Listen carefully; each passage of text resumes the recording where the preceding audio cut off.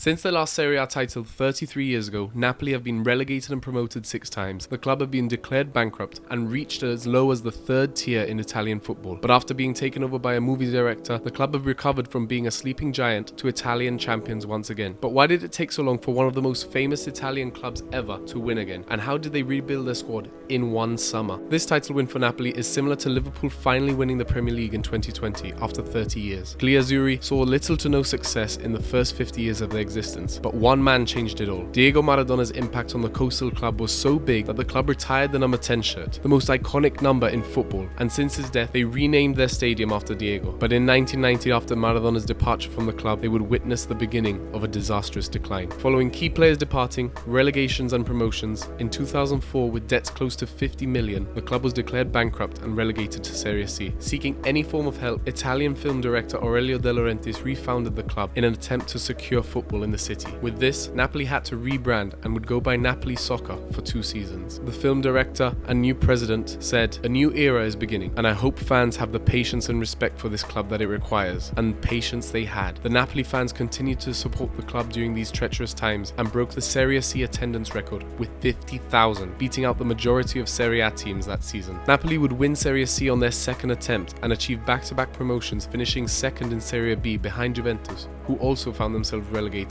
due to the Calciopoli scandal. In the early 2010s, some iconic players for Napoli would surface. Players like Hamšík, Lavezzi and Cavani would take the club to the Champions League qualification. That same season, they would also win the club's 4th Coppa Italia. The following years would see Napoli finish in 2nd place on 4 occasions, while also adding 2 more Coppa Italias. During these years, players like Dries Mertens, Lorenzo Insigne and Kalidou Koulibaly would strengthen the club to heights not seen since the 90s. Mertens would become the club's all-time top scorer. Insigne, the club's captain, would lead them following Hamšík's departure, and Koulibaly would make a name for himself as one of the best central defenders in world football. Yet it wasn't until the summer of 2022 when the departure of these 3 club icons would lead to some outstanding scouting, reinvesting and profit for the club. Profiting 12 million, the club would strengthen their squad with loan and permanent signings that would lead them to their first Scudetto in 33 years. Zambo Anguissa and Kim Min-jae have proved to be vital permanent signings this season, securing the spine of the team. But the true star of this summer window has been Georgian star Kvicha Kvaratskhelia. Nicknamed Kvaradona, Napoli's number 77 has become one of the most dangerous players in the world, with 2020's signing Victor Osimhen also coming into excellent form this season, scoring more goals than everyone in Europe except Erling Haaland this season. Napoli have dominated Serie A once again, scoring over 2.5 goals per game. The club has also ruined Juventus as they doubled down on their point deduction pain with a 5-1 win in January. Their record-breaking run in the Champions League only confirmed how successful they've been this year. But now it's time to focus on next year and continue this dominance by holding on to their best players, a task that always seems tricky when the Premier League come knocking. Support the channel by liking and subscribing and becoming a Burger member on Coffee below while you check out how PSG are ruining modern football in this video.